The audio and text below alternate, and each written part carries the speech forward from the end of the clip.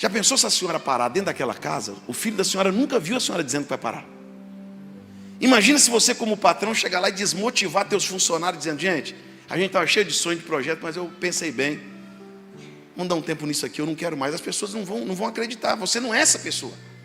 O Neemias disse: não, eu estou fazendo uma grande obra. Aí ele grita a segunda célebre frase: e não posso parar. Diga bem forte. Mais alto.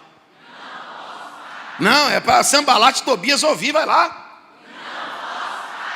Vocês concordam comigo que eu não posso é diferente de eu não quero? Porque tem dia que eu quero parar, mas eu não. Dá vontade de parar, mas eu não. Eu tenho motivos para parar, mas eu não. Tem gente me perturbando, mas eu não. Pastor, agora o senhor vai ter que me explicar, porque eu tenho um argumento até com Deus. Se Deus perguntar: e aí, desistiu? Não, Deus, não desisti. E aí, fugiu? Não, Deus, o senhor sabe que eu não fugi, mas o senhor sabe que eu estou cansado. O senhor vai me obrigar a continuar cansado? O senhor vai me obrigar a continuar mesmo eu estando exausto? Eu vou te dar alguns motivos para você não parar. Adquira o seu Planner 365. Mapa bíblico para a leitura da Bíblia em um ano. Condição especial de lançamento, apenas R$ 19,90. Seja um mantenedor do nosso canal. Link na descrição. Meus queridos irmãos, a paz de Cristo, que Deus abençoe você e sua casa com todas as sortes de bênçãos.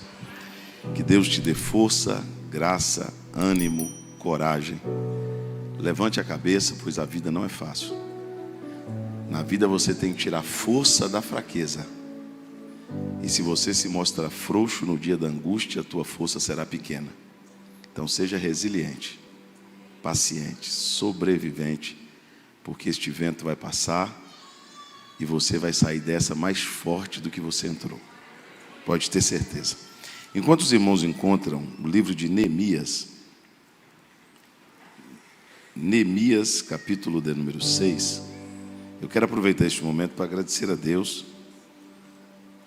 por este momento tão especial, esse final de semana tão especial que eu passei aqui com a família O Brasil para Cristo. Agradecer a Deus pela vida do pastor Flávio Torres, sua família, e este grande serviço prestado ao reino de Deus. Irmãos, eu quase todos os dias estou em uma igreja diferente, né? Uma denominação diferente. E eu quero parabenizar os irmãos que pertencem a essa igreja. Não estou falando isso a pedido do pastor. O pastor não me pediu para falar nada. Hoje não é como antes, que qualquer lugar que você entrasse, ou a maioria deles, era um lugar sério, um lugar de pessoas sérias, de mensagens sérias. E vocês aqui têm o privilégio de ter um pastor temente a Deus, que com a sua família serve o reino. Uma igreja que se importa com missões, uma igreja que prioriza a palavra de Deus, uma igreja onde as pessoas são bem recebidas, bem acolhidas, bem ensinadas. Parabéns por essa família tão abençoada aqui em Luiz Eduardo Magalhães. Que Deus prospere vocês em tudo e que Deus faça vocês crescerem abundantemente mais do que já tem crescido. Quero agradecer a Deus pela vida de todos os irmãos que desde ontem estão aqui conosco. O irmão não está aqui hoje à noite, mas uma família que nos recebeu hoje para o almoço, né, pastor? Deixo registrada a minha gratidão a eles. E também deixo as minhas condolências à família do irmão Murata, que teve o falecimento do irmão dele hoje à tarde. E ele foi a pessoa que me buscou no aeroporto, foi tão cortês, tão amigo. Que Deus possa consolar o coração de toda a família. Neemias capítulo de número 6 e o versículo de número 15.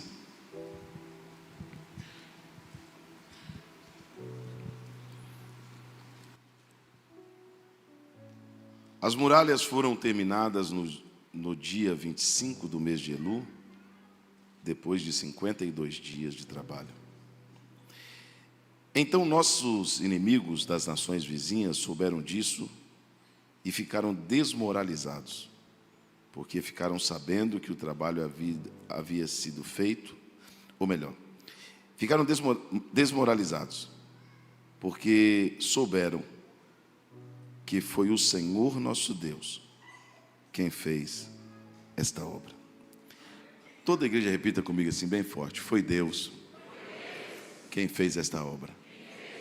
Vamos lá, bem forte.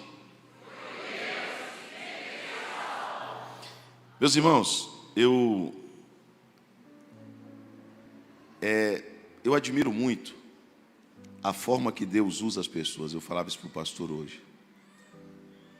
Já pensou se todos nós fôssemos assim como um robô, que falássemos iguais, tivéssemos a mesma voz, se todo cantor cantasse igual? Mas Deus é um Deus da multiforme graça. Por isso que os ministérios são diferentes, né? Ele deu uns para profeta, pastores, mestres, evangelistas, etc. Na igreja tem muitos departamentos. Na igreja tem pessoas que são fechadas, introvertidas, tem outros que são extrovertidos, é assim ou não é? Tem pessoa que é sorridente, outro não. As pessoas são diferentes e a gente aprende a lidar com todo mundo. E em todos esses anos que eu prego, para mim é muito difícil pregar. Para mim, eu acho extremamente difícil pregar, porque eu nunca sei o que vou pregar. Então eu tenho que passar o dia pedindo a Deus: me ajude. Qual é a palavra de hoje, Senhor? O que eu vou falar para a igreja? Eu leio a Bíblia diariamente, estudo diariamente, mas a mensagem, mas é só comigo. Com outras pessoas não é assim. Tem pessoas que Deus dá para ele a mensagem do mês que vem, hoje. E no mês que vem ele vai estar lá com a mensagem. É uma forma de Deus usar também. Mas comigo não é. Então, eu passo o dia pensando, orando em espírito, pedindo a Deus uma direção, para mim não falar aquilo que eu quero. E também aquilo que as pessoas não precisam ouvir. E hoje, eu queria falar um pouco sobre a perseverança, sobre a insistência, sobre a paciência.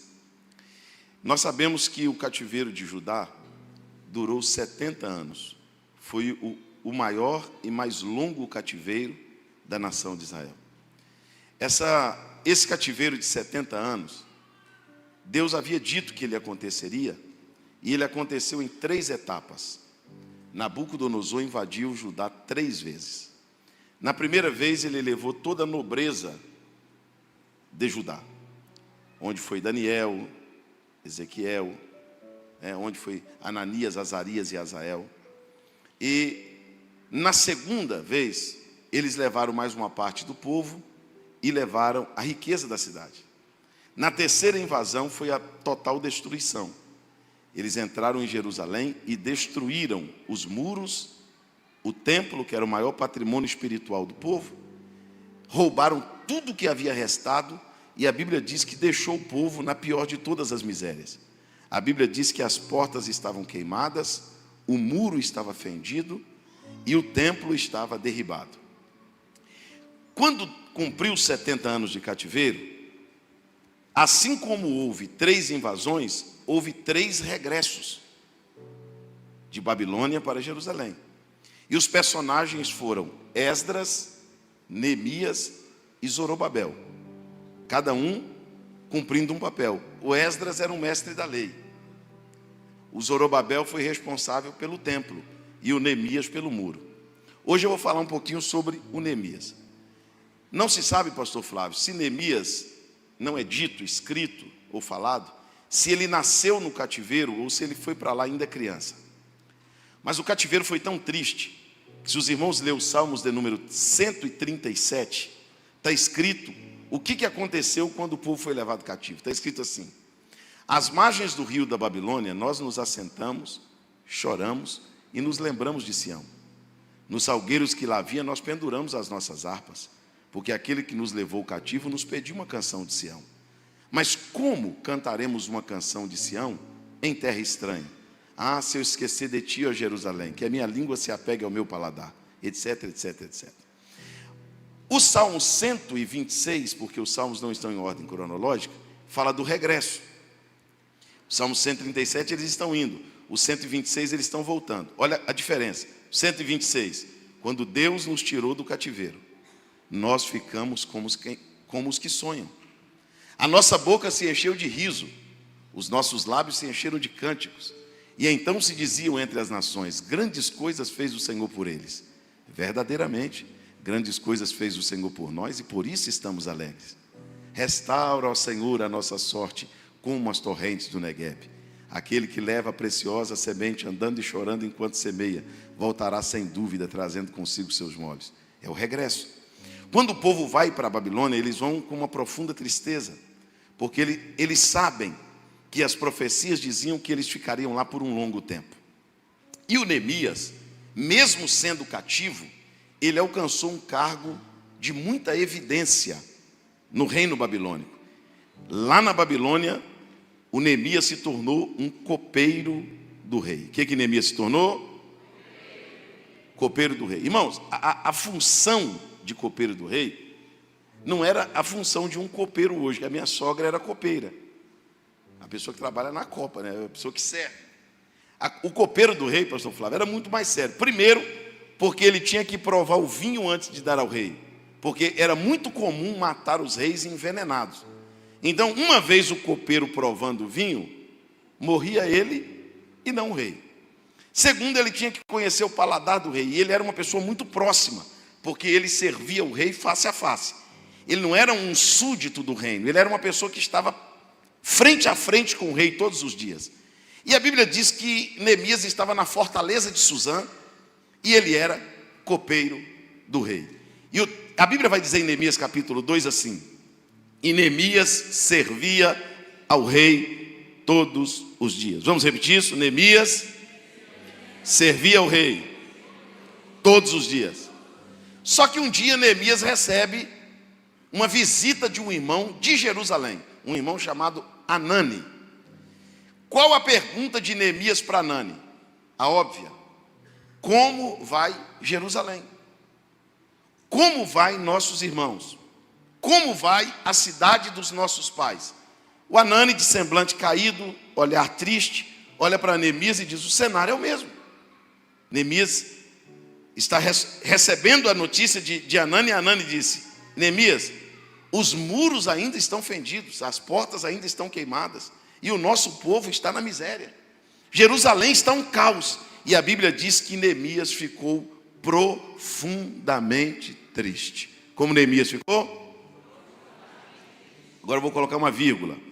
Vou chegar lá rapidinho, mas vou colocar uma vírgula para te explicar uma coisa.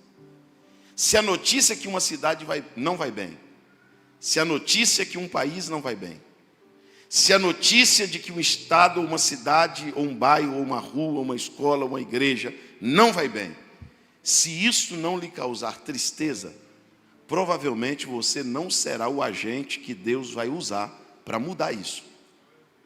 Se você não sente tristeza pelo que está acontecendo no Brasil, se você não sente tristeza pelo que está acontecendo na Bahia, se o que está acontecendo na sua cidade de ruim não lhe incomoda, isso não lhe causa tristeza, provavelmente você não é a pessoa que Deus vai usar para mudar isso. Neemias se entristeceu com a situação de Jerusalém. Ele ficou profundamente triste, mas ele era copeiro do rei. O que ele era? E como copeiro do rei, ele tinha que fazer o quê? Servir ao rei todos. Aí o Neemias está, pastor Flávio Torres, profundamente triste, mas ele tem uma função. E a função dele é servir ao rei. E a Bíblia diz que ele vai servir ao rei. Só que naquele dia, acontece com o Neemias uma coisa que acontece com a gente. A Bíblia diz que o rei percebeu que o semblante de Neemias estava triste. Seja sincero, irmãos, eu vou chegar lá rapidinho, eu só quero que você me entenda agora. Existe tristezas que dá para esconder no coração.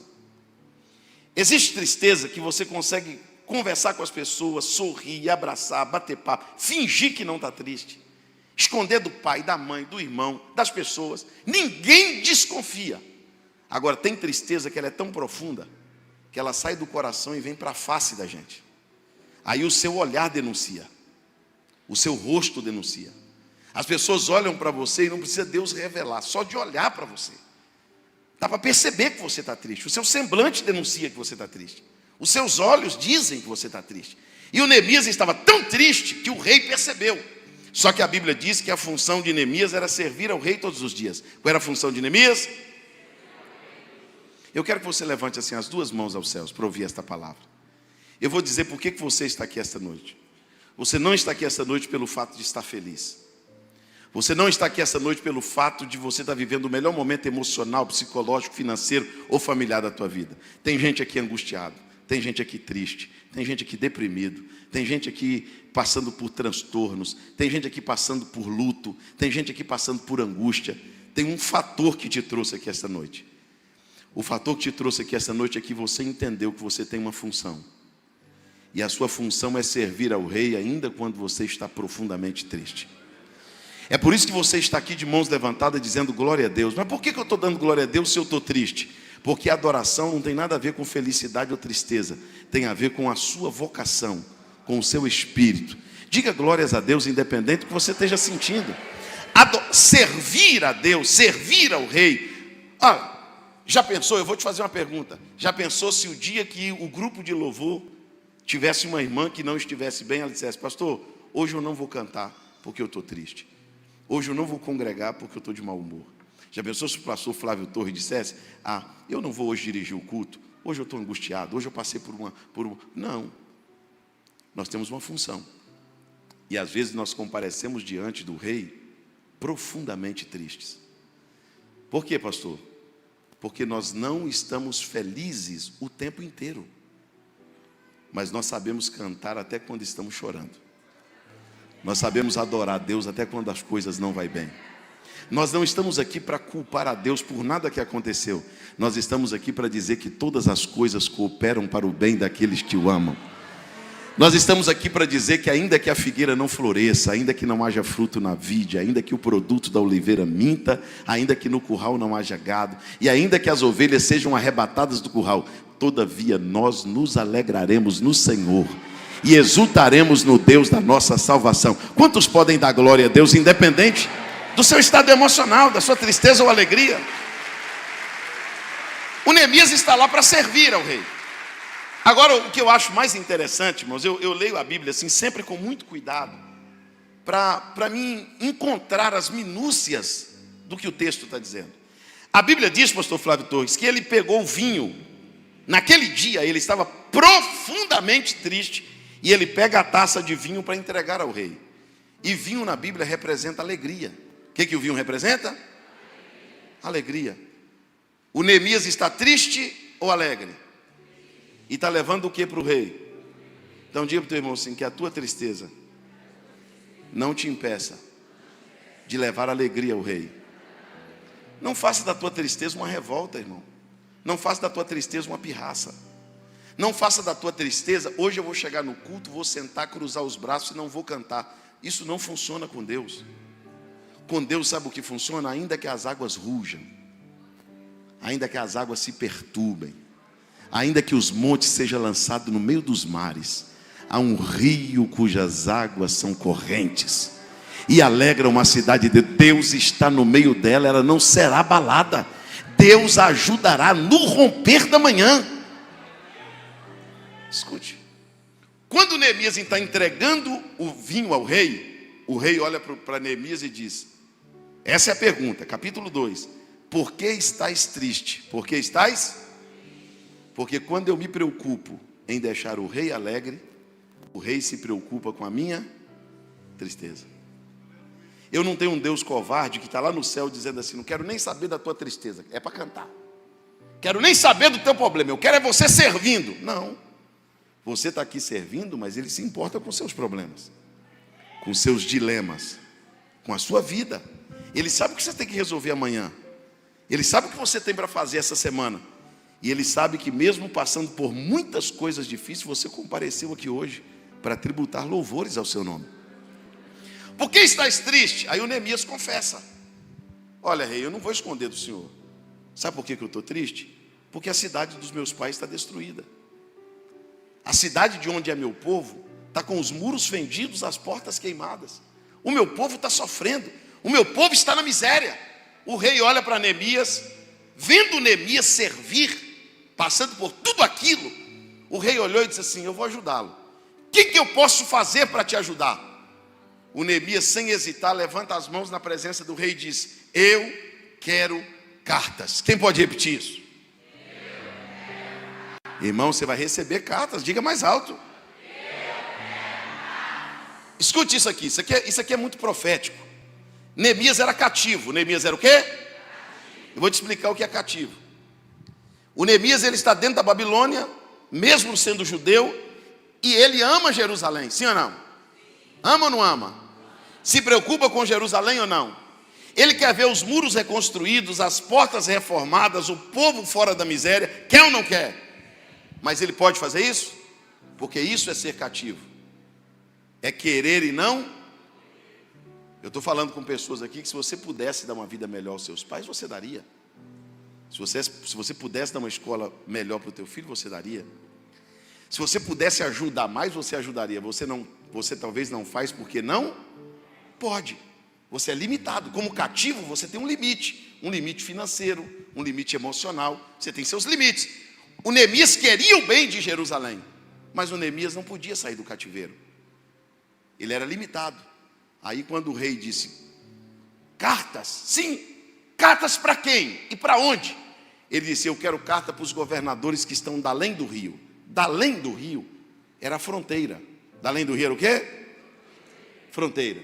O Neemias sabia que, se sendo cativo, se ele colocasse na cabeça, vou reconstruir Jerusalém, vou levantar os muros, erguer as portas, vou mudar a vida da minha família, vou abençoar o Brasil, vou cuidar de todo mundo. Quando ele chegasse na fronteira, ele seria barrado. Porque mesmo querendo, ele não podia. Então, sabendo que esse poder não estava com ele, mas o rei tinha esse poder, ele disse para o rei, não teria como o senhor me dar uma carta? Porque com a tua assinatura, com tua permissão, com o teu aval, eu chego em qualquer lugar. Me dê uma carta para os governadores, para quando eu chegar na fronteira, eu estar documentado. Porque se eu tentar passar lá sem a carta, eu não vou passar, irmãos. Tem lugar que você só entra se Deus te colocar. Tem lugar que você só vai se Deus te levar. Nem teu dinheiro leva. Tem lugares que você só pode colocar os teus pés se Deus permitir. Você não tem acesso a tudo, e nem a todos, mas Deus é poderoso para te colocar em qualquer lugar. Eu quero que você levante as mãos para receber esta palavra. Não, melhor, levante as mãos para receber esta carta. Deus vai colocar uma carta na tua mão chamada liberação. Pastor, para que eu vou receber esta carta? Para entrar onde você não podia entrar, para passar onde você não podia passar. Porque Deus está dizendo à minha boca essa noite, pastor Flávio Torres, eu vou te colocar onde você precisa chegar, mas você não vai entrar pelas vias clandestinas, você não vai entrar por vias incorretas, você vai chegar onde eu quero e onde você quer, mas vai chegar documentado. Você vai chegar lá com minha permissão. Pegue na mão do teu irmão e diga para ele assim, recebe uma carta para atravessar as fronteiras. Deus vai te abrir uma porta nova. Deus vai te abrir uma porta de oportunidade. Você vai conseguir chegar onde você precisa chegar, e quem vai te levar é Deus. Pastor, mas eles não respeitam a minha assinatura. Fica tranquilo, eles não respeitam a sua, mas a do rei eles respeitam. Eles podem não respeitar o teu nome, mas do rei eles respeitam. E Deus é poderoso para te levar a qualquer lugar e te colocar onde Ele quiser, porque Ele é poderoso para isso. Mas vamos lá. Neemias continua e diz assim, rei, eu preciso de uma segunda carta. Quem crê que vai receber uma segunda carta aqui hoje? Pastor Flávio Torres, eu quero liberar essa palavra sobre a igreja, sobre a cidade de Luiz Eduardo. Olha, irmãos, aqui provavelmente tem algum construtor. Você constrói para fazer o projeto ou você faz o projeto para construir? Qual vem primeiro, a construção ou o projeto? Então Neemias tinha um projeto, sim ou não? Tinha ou não tinha? O mais interessante vem agora, onde ele fez o projeto? No cativeiro. Onde ele fez o projeto? Ele fez o projeto na época em que ele queria e não. Porque depois que você sair do cativeiro, desenhar não é fé. Desenhar sem poder é fé. É você desenhar como o pastor está desenhando uma creche, e alguém perguntar, pastor, mas de onde vai sair tanto dinheiro? Não sei, irmão. O projeto vem primeiro, o recurso vem depois. Mas, pastor, Eu vou projetar grande como? Ao tamanho do meu salário. Você está projetando em cima do que você ganha ou em cima do que você acredita? Escuta o que eu vou lhe dizer. Olha a carta que Neemias pede. Eu quero uma carta para o chefe da floresta.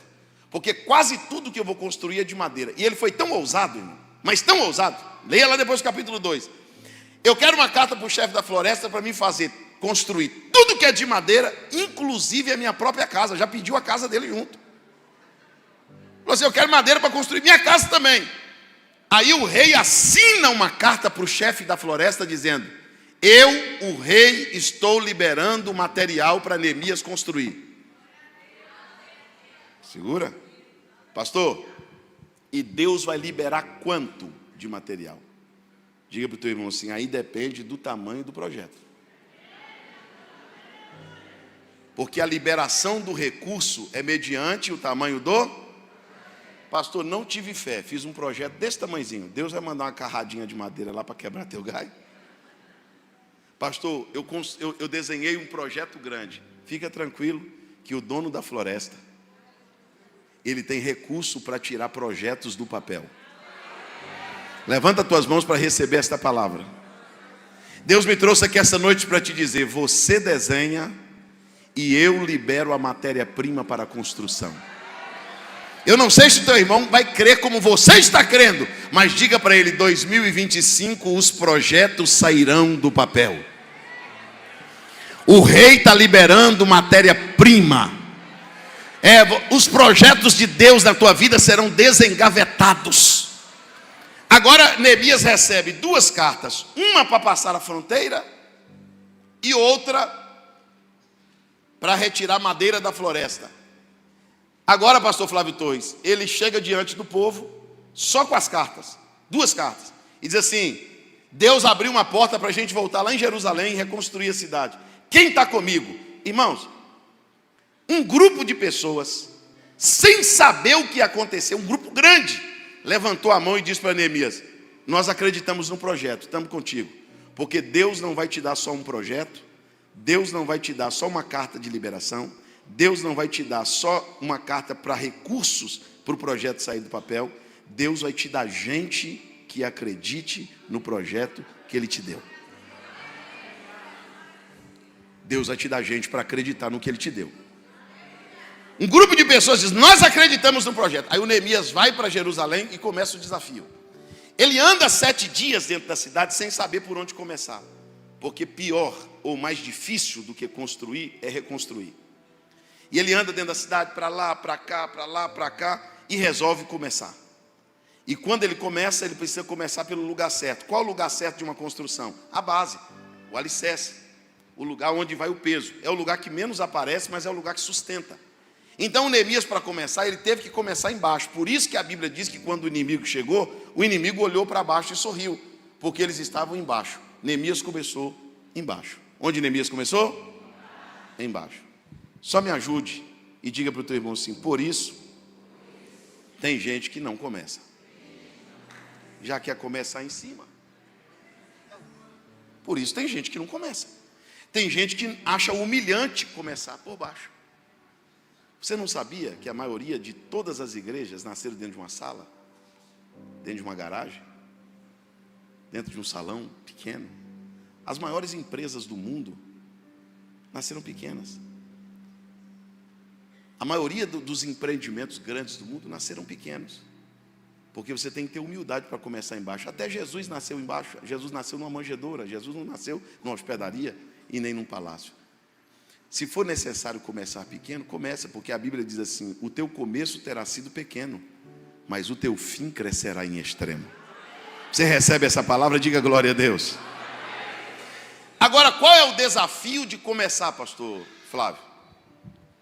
É que quando você começa, só acredita quem está com você. Sim ou não? E nem todos. Quando Neemias começa, o inimigo vem. A Bíblia diz que o inimigo vem desarmado. O inimigo vem e começa a zombar, fazer piada, ironizar. E olha a forma do inimigo humilhar Neemias. Ele olha para baixo, vê Neemias dentro do buraco com um grupo de gente, com madeira doada, mão de obra voluntária, carta para sair do cativeiro, para reconstruir um muro em volta de uma cidade, reconstruir uma reconstrução enorme. Aí a Bíblia diz que o inimigo dá muita risada, olha para baixo e diz assim: o que fazem estes fracos? Até uma raposa que passar por aqui correndo, derrubará esse muro no chão. E agora o inimigo zomba. O inimigo, vamos lá todo mundo, o inimigo, mais alto, o inimigo. Olha para o teu irmão e diga para ele assim: vai começar? Prepara, porque alguém vai zombar. Sabe qual é o nosso problema? Posso falar o nosso problema ou não? Nós queremos começar e sermos aplaudidos. Você quer começar e quer que todo mundo te apoie. Você quer que todo mundo acredite, que todo mundo esteja com você. Isso não é verdade. Tem hora que você vai começar certo, o projeto é de Deus, a obra é de Deus, o ministério é de Deus, mas alguém vai zombar de você, vai zombar do projeto, vai zombar da obra, vai zombar do seu empreendimento. E se você não tiver estrutura para ser zombado, diga para o teu irmão: nem começa. Nem começa. Eu contei aqui para os irmãos que estavam aqui ontem, que está caminhando para 3 décadas que eu prego o Evangelho. Mas o início da minha fé foi muito difícil. Eu vou completar 48 anos de idade. A irmã olhou e falou assim: parece ter 30. Pela fé. Pastor, com 12 para 13 anos de idade, com 12 anos eu tive contato com o álcool, com 14 com as drogas, e com 15 anos eu tive contato com a criminalidade. Eu tive problema com a justiça, eu sofri 2 tentativas de homicídio que quase me levou à morte. Quando fui para a igreja, eu tocava samba, e eu estava querendo tirar uma menina que congregava na igreja quadrangular, com a mãe. Ela não era crente, ela só ia com a mãe. E ela começou a gostar de mim, e eu gostar dela. E ela falou para mim assim: olha, esse negócio de só pro samba, só no samba, só no samba, não. Você vai para a igreja um dia comigo, senão eu não saio com você mais. Eu gostava dela, eu falei: eu vou. Só que eu esqueci que havia marcado com ela. E no dia que eu marquei de ir com ela, eu jogava sinuca valendo dinheiro. Eu estava jogando sinuca, bebendo e fumando baseado. Quando deu 6 da tarde, ela me avisou. E o culto? Ih, rapaz, e agora? Cabelinho pintado de branco, cheio de brinco na orelha. Irmão, eu parecia ser mais velho naquela época do que agora. Falei: eu prometi, vou ir. Sentei meio envergonhado lá atrás. E naquele dia eu estou vendo os irmãos cantando, e eu pensando, porque eu tive um contato no Evangelho quando criança. Falei: rapaz, ser crente é bom, por que eu não consigo ser crente? Por que eu também não sou crente? Os crentes, aqui olha, ninguém está bebendo aqui, ninguém está usando droga, ninguém está armado, ninguém está cheirando pó aqui. Que ambiente bacana. E depois, daqui a pouco, irmãos, o fogo caiu na igreja e passou uma irmã perto de mim assim, ó. Aí eu falei para o irmão que estava do meu lado: o que é isso, irmão? Ele falou assim: está cheio do Espírito Santo. Eu falei: deve estar mesmo, irmão. Porque para me dar uns pulos desse, eu tenho que fumar uns 10. É alegria espiritual. Eu falei: rapaz, isso é o Espírito Santo. Eu falei: não, então eu quero, ué. Eu quero essa alegria, porque eu não consigo sentir essa alegria sem droga, sem bebida. Eu só tinha 17 anos de idade. E naquele dia o pregador pregou a minha vida inteira. E o diabo colocou na minha cabeça que era combinado. Combinado. Ela contou para o pastor pregou, para você cair no conto dele, para você vir para a igreja também. E eu fiquei naquela luta: será que não? Mas não pode ser. Deus existe, Deus está falando através da palavra. E tal, e eu estou sentado no meio de 2 irmãos. Um irmão alegre me abraçou quando eu cheguei, e eu com cheiro, irmão, de maconha. O cheiro de maconha não sai da pessoa. Cheiro de bebida, e o irmão me abraçou: seja bem-vindo, Jesus te ama. Toda hora no culto ele pegava na minha mão, me puxava, e do lado de cá tinha um irmão assim com a gravata torta, um irmão cabeçudo, feio, uma cara ruim, pastor. E aqui desse lado, e esse aqui não deu bola para mim, esse irmão aqui não deu bola para mim. E o irmão está lá: entrega a tua vida a Cristo, Jesus te ama. Aí meu coração acendeu aquela chama, aquele desejo de servir a Deus. Falei: rapaz, eu vou ser crente. Mas lembrei, fumei maconha. Bebi, não pode, acho que não pode. Pode ou não pode? Ó, o irmão está aqui do meu lado, o irmão alegre. Em vez de eu perguntar para ele, eu viro para cá. O irmão assim, ó. Falei, ô irmão, rapaz, eu estou com uma vontade de aceitar Jesus, mas eu não sei se pode. Porque hoje, falei baixinho, eu fumei maconha. E eu bebi também. Aí ele olhou para mim, eu falei baixo, ele falou alto. Ele olhou para mim e disse assim, Jesus aceita qualquer porcaria. Eu falei, como é, irmão? Pegou minha mão sem minha autorização e gritou lá atrás, uma alma para Jesus. Aí os irmãos me levam para o altar, irmão. Sai cachaça, sai demônio, sai capeta, sai maconha, sai. Levantei, um irmão estende a mão e disse, a paz do Senhor, agora você é crente. Eu achei tão bonito aquilo, que eu fui da igreja na minha casa, dando a paz do Senhor para todo mundo. E o meu apelido era beiço, eu era violento, irmãos. Eu com 17 anos de idade, eu não largava uma arma para ir no banheiro. E eu fui passando nos bar, na rua, perto de onde eu morava, paz do Senhor. Os caras disseram, rapaz, hoje a brisa está pesada, o brisa está muito louco. Cheguei em casa, minha mãe estava orando por mim há muitos anos. Cheguei em casa e disse para minha mãe que estava orando por mim. Falei, mãe, a senhora agora ganhou um companheiro de oração, agora eu sou crente, a paz do Senhor. Agora eu sou crente também. Irmão, a minha situação era tão caótica que a minha mãe olhou e disse assim, você não está brincando com as coisas de Deus não, né? Eu falei, não, mãe, sou crente mesmo. Eu perturbei o pastor da igreja chamado Ataíde Prado, meu primeiro pastor da igreja do Evangelho Quadrangular, da cidade de Ribeirão das Neves, Minas Gerais. Quero batizar. Não, meu filho, espera um pouquinho. Não, pastor, eu quero batizar, eu quero ser crente, eu quero passar nas águas, eu quero tomar ceia. Aí quando foi um dia, ele foi sincero comigo. Ele falou, meu filho, maconha, está fumando? Não, pastor, estou liberto. Não, pastor, não, estou liberto, eu quero ser crente. Aí um dia ele não aguentou, me pegou e me levou num córrego, sujo. Um córregozinho tinha lá, nem sei se é limpo, acho que eu estou doente até hoje. Me levou no córrego, eu te batizo em nome do Pai, do Filho e do Espírito Santo. Me batizou. Quando ele me batiza, eu falei, pronto, agora eu estou batizado, agora eu vou ser obreiro. Só que ninguém sabia, nem o pastor.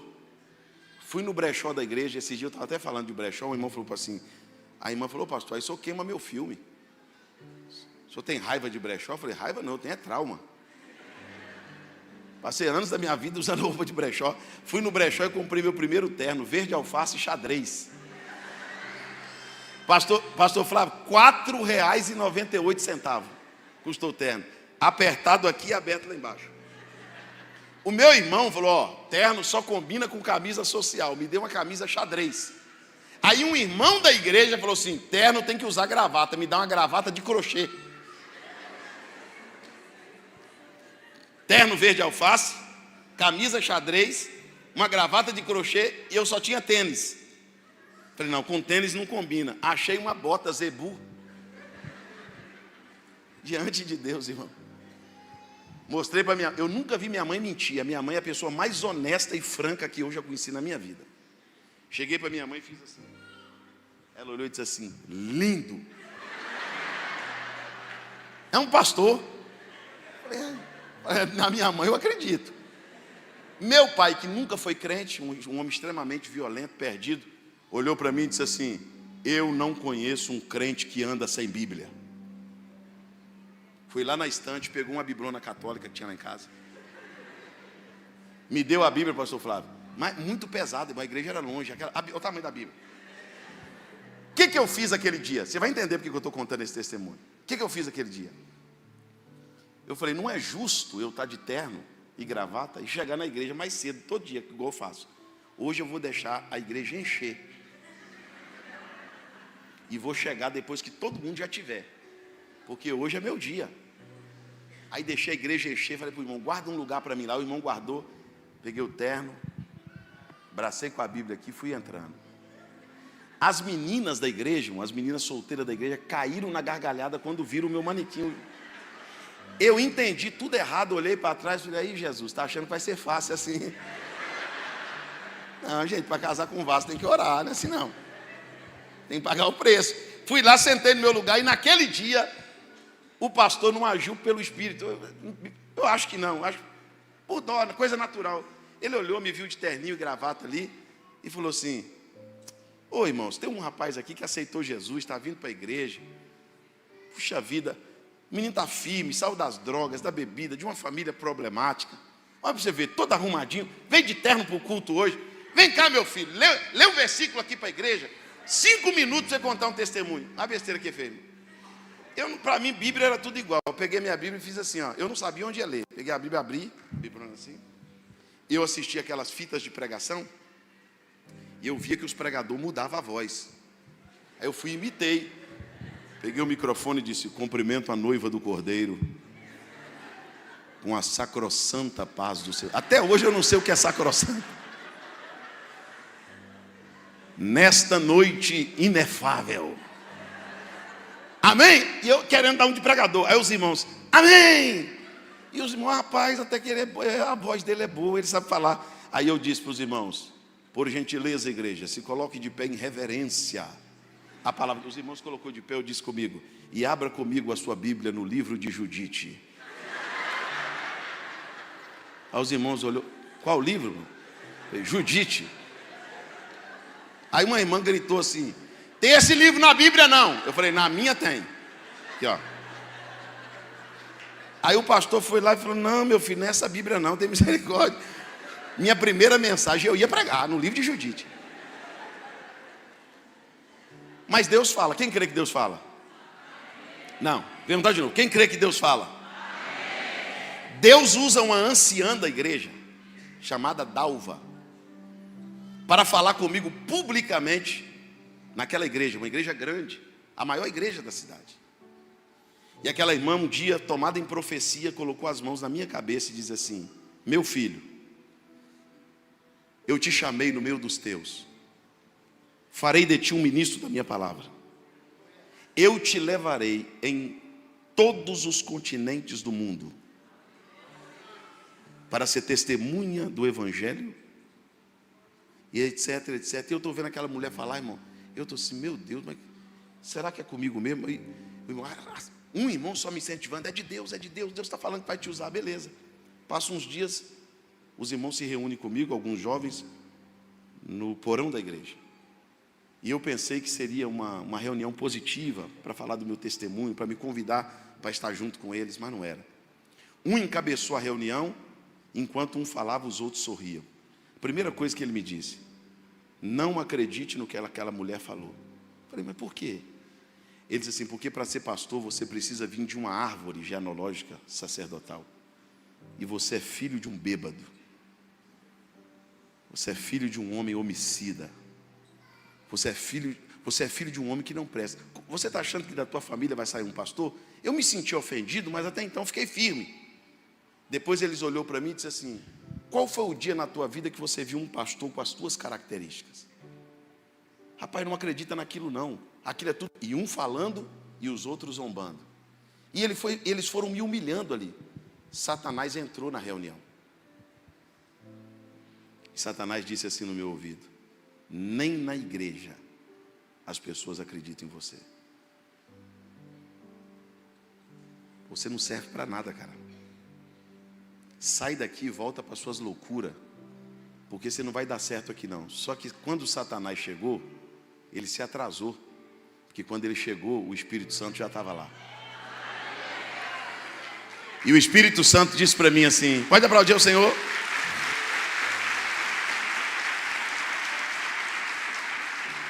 O Espírito Santo falou ao meu coração, naquele dia, eu um novo convertido. O Espírito Santo disse ao meu coração: você tem duas opções. Ou você acredita no que eu te falei, ou você acredita na piada dos teus adversários. Pega a mão de alguém e diga para ele: você só tem duas opções, irmão. Ou você acredita em promessa, ou você acredita em piada. Diga para ele: ou você acredita em Deus, ou você acredita no diabo. Diga para ele: ou você acredita no Espírito Santo, ou você acredita nos zombadores. Quem vai ficar com o que Deus falou aqui? Diga glória a Deus. Por que eu estou pregando hoje na igreja mais linda de Luiz Eduardo Magalhães? Porque eu resolvi não acreditar em piada. Eu resolvi acreditar em promessa. E quando você acredita em promessa, a piada não se cumpre em você. Porque Deus não vai adoçar a boca do teu adversário. O que vai cumprir na tua vida é o que Deus falou. Quem acredita que o que Deus falou vai dar certo? Então, a primeira arma do inimigo é desmotivar você, irmão. Como que ele te desmotiva? Te ironizando e mostrando a sua fraqueza. Você é fraco. Quem é você para sonhar um sonho deste tamanho? Se ponha no teu lugar. Quem é você para aspirar algo tão grande? Quem é você? Você é quem? Ele apresenta as suas fraquezas para te humilhar. Só que se você acreditar na piada, você vai ter problema com a promessa. Mas se você acreditar na promessa, a piada não vai se cumprir. Como Neemias não desistiu, levanta a mão e diga: eu não desisto. Pastor Flávio, o inimigo é o mesmo, mas a estratégia é diferente. O que o inimigo faz? É o seguinte: fomos lá, zombamos e criticamos eles. Eles não desistem. Vamos fazer o seguinte: vamos mudar a estratégia. Qual será a estratégia agora? Vamos levantar uma guerra contra eles. Vamos levantar uma? Vamos lá, bem forte. Levantar uma? Porque para mim desistir, eu preciso estar desmotivado. Mas para mim fugir, eu preciso estar com medo. E o maior terrorista do universo se chama diabo. Ele descobriu, o inimigo descobriu que tem gente que não desiste, porque é insistente, mas foge, porque é covarde. Irmãos, nestes anos pregando o evangelho, você não tem noção da quantidade de pessoas talentosas que eu conheço. Na música, na pregação, no ministério, na vida secular. Irmãos, tem gente que é exímio em tudo que faz. O Neemias recebe de Deus uma orientação e diz assim para o povo: a partir de hoje, nós vamos trabalhar assim. Levanta a tua mão esquerda e diz: ferramenta em uma mão. Levanta a direita e diz: arma na outra. Vamos lá de novo? Vai ficar melhor ainda. A ferramenta é óbvio, é para o trabalho. E a arma? Para a guerra. O inimigo acabou descobrindo, com as suas pesquisas, que tem pessoas que são bons com a ferramenta. Irmãos, tem pessoas que é muito bom no que faz, sim ou não? Tem mulher que ninguém é como ela para cozinhar, para cuidar dos filhos. Tem profissional que ninguém faz melhor do que ele. Pode fazer igual, mas melhor não faz. Tem pessoas na igreja que são extremamente talentosas para música, para cantar, para tocar, para pregar, para trabalhar. Mas o inimigo descobriu que tem gente que é bom com a ferramenta, mas é péssimo com a arma. Ele é bom de trabalho, mas é ruim de guerra. Aí sabe o que o inimigo faz? Levanta uma guerra para tirar ele do propósito. Aí levanta uma guerra em casa, tira ele de casa. Levanta uma guerra na igreja, tira ele da igreja. Levanta uma guerra na cidade, tira ele da cidade. Levanta uma guerra na empresa, tira ele da empresa. Porque ele não suporta a pressão. Se guerrear, ele recua. Só que o Neemias falou para o povo o seguinte: nós estamos trabalhando. Então nós vamos trabalhar com essa mão. E se o inimigo vier, nós vamos guerrear com essa. Porque nós não vamos fugir. Nós não vamos? Então me ajude a pregar e diga para o teu irmão assim: Deus está dizendo na palavra que não é para correr, é para enfrentar. Se todo deprimido fosse suicida, uma grande parte do mundo vai se matar. Se toda crise de casamento a pessoa sair de casa, nenhum ser humano vai ficar casado. Se toda pessoa que tiver uma pequena crise na igreja, sair da igreja, ele não vai parar em igreja nenhuma. Então você tem que aprender que não é só com a ferramenta que você trabalha. Você trabalha com a arma, e a arma da sua milícia não é carnal. Ela é espiritual e poderosa em Deus, para desfazer fortalezas. Então o negócio é mais ou menos assim: se o inimigo vier quente, nós estamos fervendo. Nós não vamos correr.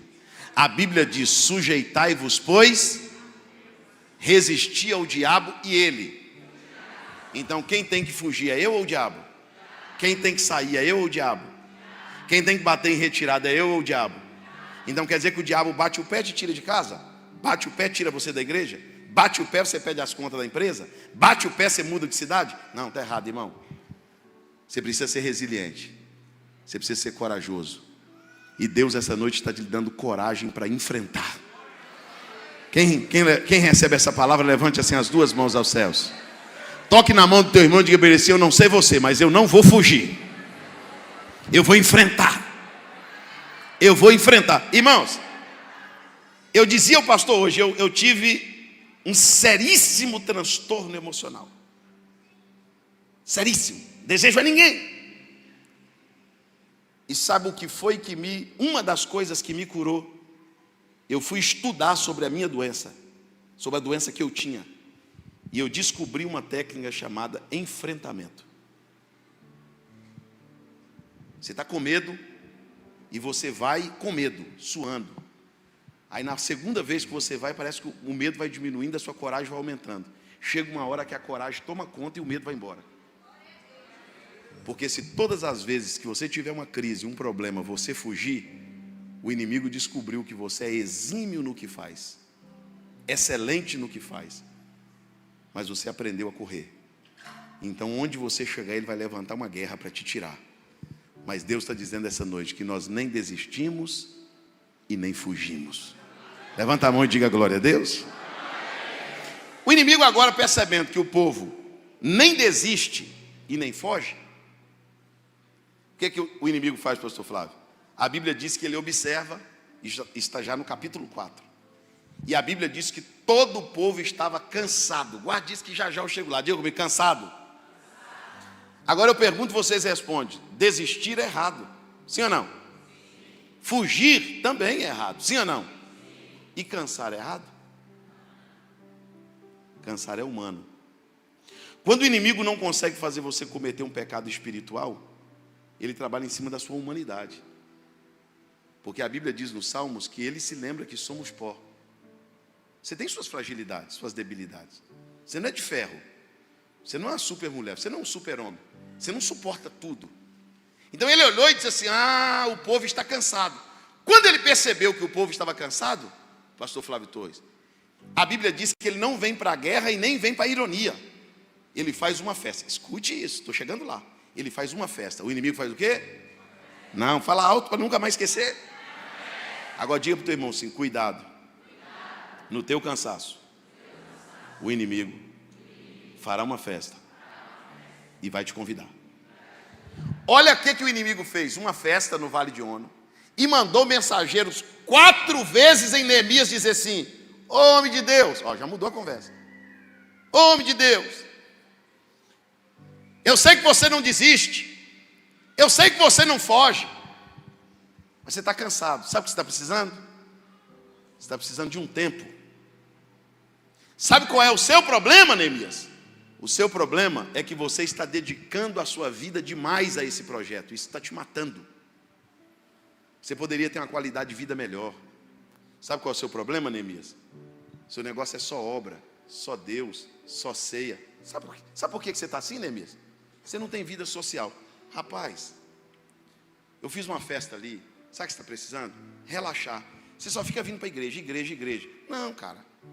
Você tem que ir numa festa, escutar uma outra música, tomar alguma coisa. É um direito seu. Vamos lá relaxar. Esse marido seu, isso é jeito dele tratar uma mulher como você? Você é bonita. Você é educada, você cuida bem dos seus filhos. Larga esse traste aí, vamos lá na festa. Eu vou te apresentar um cara legal. Vamos lá que eu vou te apresentar uma pessoa que vai te elogiar. Que seu marido nem viu que teu cabelo está arrumado. Essa é a esposa sua? Isso não é gente não, cara. Vão ali em ONU. Eu vou te apresentar uma mulher que vai mudar a sua vida. Você não está cansado dessa mulher sua, não? Você não está cansado dessa casa, não? Sabe por que você está assim? Você está assim porque você está bitolado. Você está fanático. Você enlouqueceu, Neemias. Você está cansado e está no projeto. Está cansado e está na obra. Sabe o que você tinha que fazer? Você tinha que conversar com Deus e pedir Deus licença. Deus, me dá uma licença. Me dá um tempo aí. Eu não quero mais ser pastor. Eu não quero mais cantar. Eu não quero mais ir para a igreja. Eu quero que o Senhor me dê um tempo. Eu não estou desistindo. Eu não estou fugindo. Eu só estou parando. Eu vou dar uma parada. Eu vou parar por um tempo. Quando eu achar que devo voltar, eu volto. E o inimigo está lá achando que Neemias vai aceitar a proposta. O suor descendo. Os calos na mão. O Neemias exausto. O inimigo, e aí? Vamos congregar em ONU. Neemias olha para baixo e faz assim. Não. 4 vezes.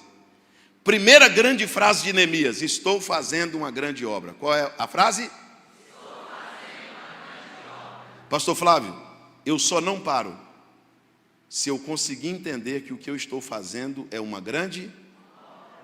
Se você entender que o que você está fazendo é grande, você não para.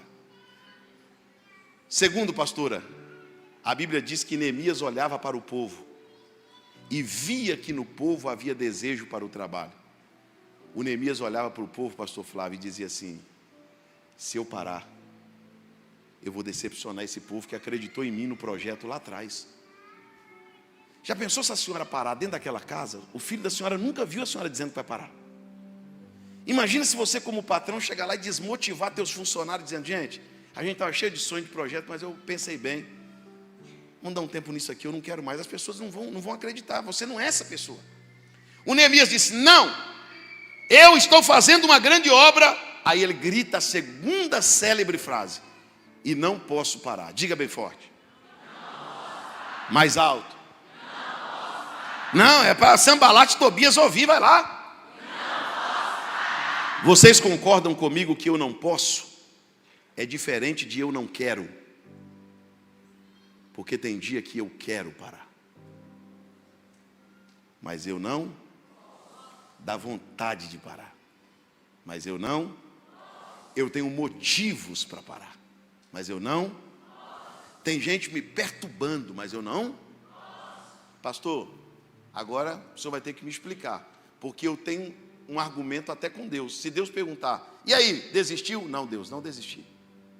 E aí, fugiu? Não, Deus, o senhor sabe que eu não fugi, mas o senhor sabe que eu estou cansado. O senhor vai me obrigar a continuar cansado? O senhor vai me obrigar a continuar mesmo eu estando exausto? Eu vou te dar alguns motivos para você não parar. Primeiro, lembra onde você começou e onde você já está. Lembra do buraco, do inimigo sorrindo e te chamando de fraco. Você não está mais lá. Olha onde Deus te levou. Olha o que Deus fez com esta igreja, pastor Flávio. Olha o que Deus fez com a sua empresa. Irmão, quem era você? Quem era a senhora? Você venceu na vida, você superou, você deu a volta por cima. Primeira coisa que eu não devo parar é só eu lembrar de onde eu vim. Segundo, por que eu não posso parar, pastor? Eu não posso parar porque quem me confiou o projeto acreditou que eu ia terminá-lo. Quando ninguém acreditou em mim, Deus me deu um voto de confiança. Irmãos, um camarada como eu era, ser pastor, é só no evangelho que isso existe. É só no reino de Deus que isso existe. Nenhum lugar do mundo me aceitaria, nem como funcionário. E Deus me aceitou no seu reino e me chamou para o santo ministério. Pastor, por que eu não posso parar? Sabe por que você não pode parar? Você não pode parar porque tem gente mais fraca do que você e tem gente que foi formada por você. Tem gente que só acredita em Deus porque você ensinou ele a acreditar. Tem gente que está aqui na igreja e foi você que trouxe. Tem gente na tua casa. Ontem o meu filho adoeceu, estava com febre. E aí a minha esposa procurando ele dentro da casa, pastor Flávio. Sabe onde ele estava? Na porta, com a mão no umbral da porta, dizendo: em nome de Jesus, eu repreendo toda enfermidade dessa casa. Em nome de Jesus, todo mal contra a minha família cai por terra. Um menino de 11 anos de idade. Sabe por quê? Porque eu ensinei ele a crer. Agora imagina eu chegando para o meu filho e dizendo: filho, papai não é mais pastor, papai não prega mais, papai está parando com tudo. O meu filho é mais fraco do que eu, e se eu parar, provavelmente ele também para. Você é uma referência naquela casa, irmã. Se a senhora parar lá, mais gente vai parar. Se você parar, tem uma caravana que está vindo atrás de você, se espelhando em você, que vai parar também, porque você é o referencial deles. Se você parar, que explicação você dará para as pessoas que você colocou no projeto? Você ensinou as pessoas a acreditar em Deus e agora vai parar. Pastor, por que eu não posso parar? Você não pode parar porque em Isaías 40, 28 está escrito: tu não ouvistes? O Deus do céu não se cansa e nem se fadiga, mas Ele dá força para o cansado e multiplica as forças de quem não tem nenhum vigor. Levante assim as mãos aos céus. Versículo 29. E os que esperam pelo Senhor terão suas forças renovadas e subirão com asas como águias, Quer receber esta palavra? O inimigo achou agora que ela está cansada, que ela está exausta, que ela está abatida. Agora ela joga tudo para cima. Deus está dizendo: o inimigo não vai ver você descendo, ele vai ver você subindo como uma águia. O inimigo vai ver você subindo como uma águia. Pegue a mão de alguém e diga para ele: você não pode parar. Você não pode parar. Fica tranquilo que aquele que dá força ao cansado e multiplica a força de quem não tem nenhum vigor, ele é o teu Deus. Agora, diga comigo: não desisto, não fujo e não paro. Quando o inimigo percebeu que o povo não desistia, não fugia e não parava, ele usa a sua última arma. Ele contrata alguém do meio do povo para ser do contra. Escute isso. Porque o inimigo descobriu que a pior perseguição não vem de fora. A pior perseguição é interna. Por que a perseguição interna é pior? Porque você não espera. Você espera qualquer pessoa fazer um mal a você, mas você não espera que um amigo faça, que um irmão faça, que uma pessoa da família faça. Não tem decepção pior do que sofrer com alguém que você espera tudo de bom dele e ele faz o contrário. O inimigo contratou uma pessoa de dentro para ser contra o muro, contra a obra, contra Neemias. Mas Neemias não focou na perseguição. Ele focou no projeto. Isso é humilhante. Isso fere. Isso machuca. Você cuidar de pessoas que lhe maltratam depois. Você amar pessoas que lhe traem.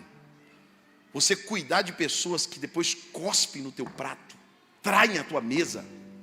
Gente que você deu seu coração, gente que você confiou seu segredo, gente que você repartiu o pão com ele. Meu Deus, eu não acredito, pastor. É por isso que tem pessoas que não conseguem ficar no evangelho, porque ele acha que todo mundo na igreja ama, que na igreja não existe ninguém que é capaz de levantar uma calúnia, e o dia que ele passa por isso, ele se escandaliza. Mas o seu foco está no projeto que Deus te deu. Neemias não focou nisso, e a Bíblia diz no versículo 15: terminou-se, pois, o muro. Que muro, pastor? O muro que o inimigo disse que até uma raposa derrubava. O muro está pronto. O muro está pronto. O muro ficou pronto em 52 dias de trabalho. A Bíblia diz que quando o muro fica pronto, e aqui eu termino, acontece 3 coisas. Quantas coisas? Primeiro, a Bíblia diz que o inimigo teve medo. O inimigo teve? Mas não estava zombando? Ele não estava te chamando de fraco? Ele não estava te chamando de portinha? O inimigo não estava dizendo que aqui, pastor, era um brejo? Mas está com medo de quê agora?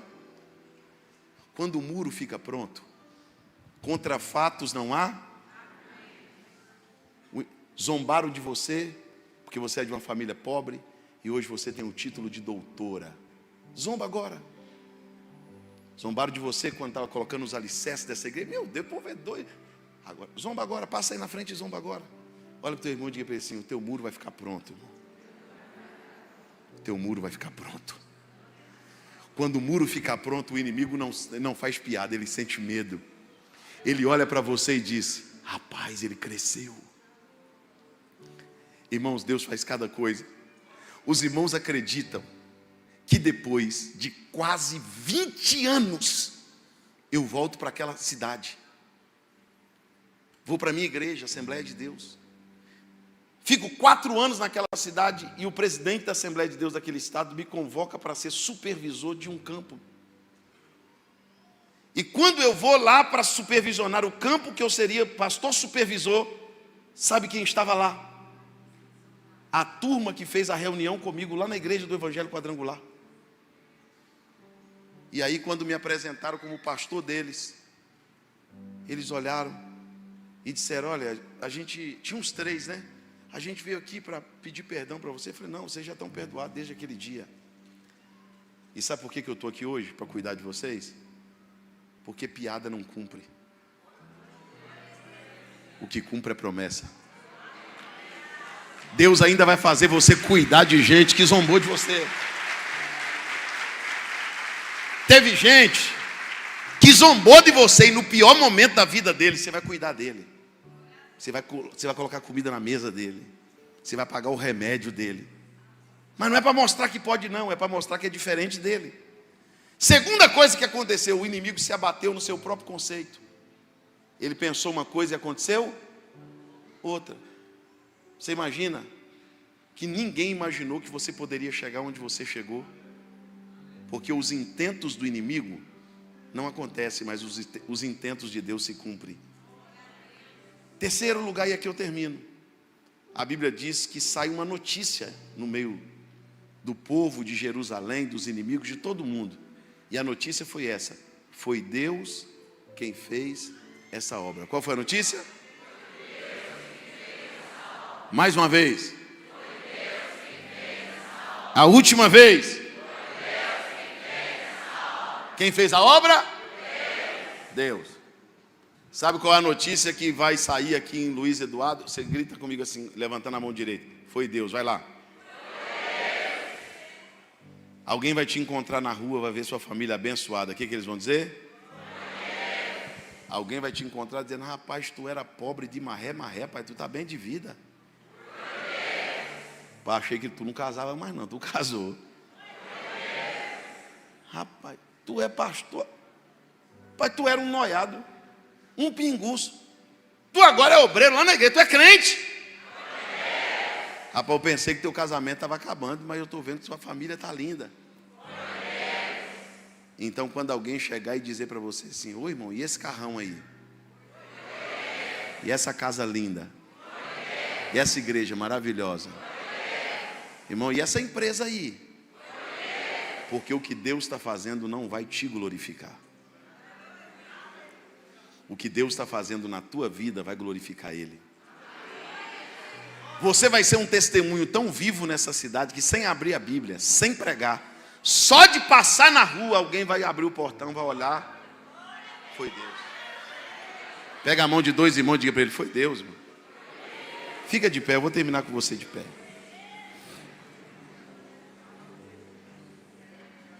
Eu vou terminar contando para vocês um acontecimento. Lá em São Paulo tem uma corrida chamada São Silvestre. Quem já ouviu falar? Ô, irmão, eu tenho uma raiva daquilo tão grande. A corrida de São Silvestre, pastor, é uma meia maratona. Qualquer pessoa pode participar. Qualquer um. Um anão, um gordão, um gigante, um bêbado. Ninguém é proibido de se inscrever para São Silvestre. Se ano que vem você quiser se inscrever, pode ir. Só que no meio de tanta gente vai os atletas profissionais, sim ou não? E um repórter estava fazendo a cobertura, isso há muitos anos atrás, cerca de 20 anos atrás, e tal, entrevistando as pessoas, os atletas. Sempre é os etíopes, os quenianos, é o pessoal daquele lado de lá que ganha, porque eles têm muita resistência no calor. No meio deles, dos atletas, tinha um deficiente. Um número aqui, ó. O repórter achou interessante ver um deficiente ali andando. O repórter chegou e disse: irmão, vem cá, você vai participar da maratona? Vou. Boa sorte. A maratona começou, terminou.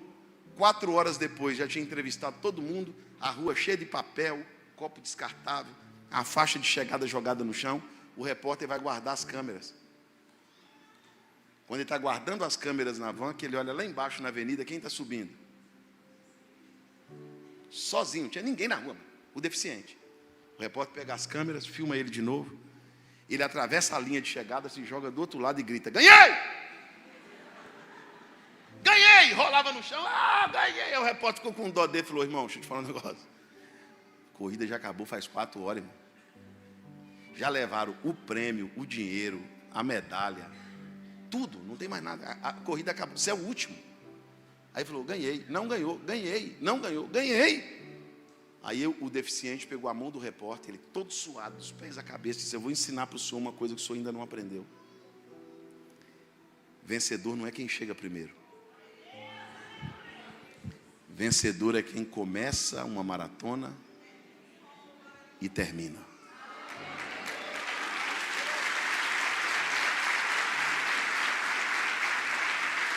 Escute.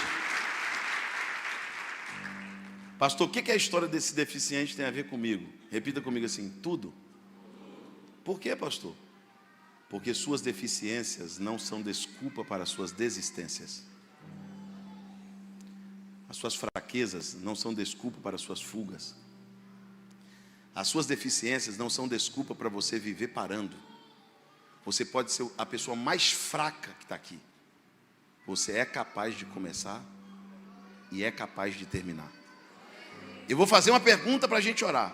Você vai terminar a sua vida dizendo: desisti, fugi e parei? Ou você vai terminar a sua vida dizendo: combati o bom combate, terminei a corrida e guardei minha fé? Olha para o teu irmão e diga para ele assim: você é capaz de terminar essa maratona. Pega a mão de alguém que está ao teu lado, vamos orar. Só que antes de orar, lembra ele, diga para ele assim: não desista, não fuja e não pare. Levante a mão dele lá em cima. Pai, como é difícil, Senhor. A maratona dessa vida não é fácil. Porque quando começamos somos zombados. Quando construímos, levanta-se guerras. Depois da guerra vem o cansaço. Depois do cansaço vem as perseguições. Como tem sido difícil para a tua filha, Senhor. Como tem sido difícil para o teu filho. Mas esta noite ele entendeu que ele precisa combater o bom combate. Ele precisa terminar a corrida. E ele precisa guardar a fé. Porque a Bíblia diz que somente aquele que perseverar até o fim. A fé não é uma coisa que a gente começa e depois para. A fé não é algo que a gente começa e depois desiste e depois foge. Nós precisamos terminar a corrida. Diga bem alto comigo: não desisto, não fujo e não paro. Agora pode soltar a mão do teu irmão e olhar para mim só mais um minuto para me terminar. Eu tenho certeza absoluta que aqui esta noite tem alguém que ou desistiu, ou fugiu, ou parou. Pastor, então eu estou perdido. Não. Por quê? Porque o dono do projeto te aceita de novo. O dono do projeto te quer na obra. O dono do projeto, ele reconhece que você não teve estrutura. Não é que você está certo. Não é que você está certa. Você não teve estrutura naquele tempo de entender quando alguém te zombou, quando a guerra se levantou e quando o cansaço chegou. Eu estou falando com gente aqui que o seu desejo é servir a Deus. Mas por algum motivo você desistiu, fugiu ou parou. E hoje você entendeu que você não caiu aqui dentro de paraquedas. Deus te conduziu até aqui. Para quê, pastor? A Bíblia diz que a seara é grande e os trabalhadores. O departamento pessoal está aberto. E Deus está contratando. Ah, mas ela desistiu. Deus diz: mas a igreja é minha, eu aceito ela de volta. Ah, ele fugiu, mas a igreja é minha, eu aceito ele de volta. Ele parou quando não era para parar. Tudo bem, ele parou, mas o dono da igreja sou eu aceito ele de volta. Se Deus te aceita de volta, você só não volta senão. Eu quero saber onde tem alguém que quer retornar para o caminho do Senhor hoje. Onde está você que quer reconciliar-se com Deus? Pastor, eu volto agora, eu volto hoje. Eu retomo a minha caminhada agora na presença de Deus. Aqui já tem uma pessoa vindo, um casal vindo.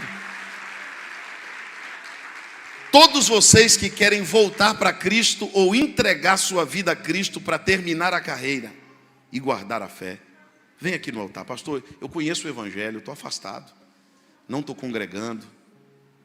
Pastor, eu acabei fraquejando, eu acabei perdendo as forças. Hoje aqui não é juízo, não. Deus não está aqui com juízo. Deus está aqui de portas abertas para te receber de volta, para te receber de novo.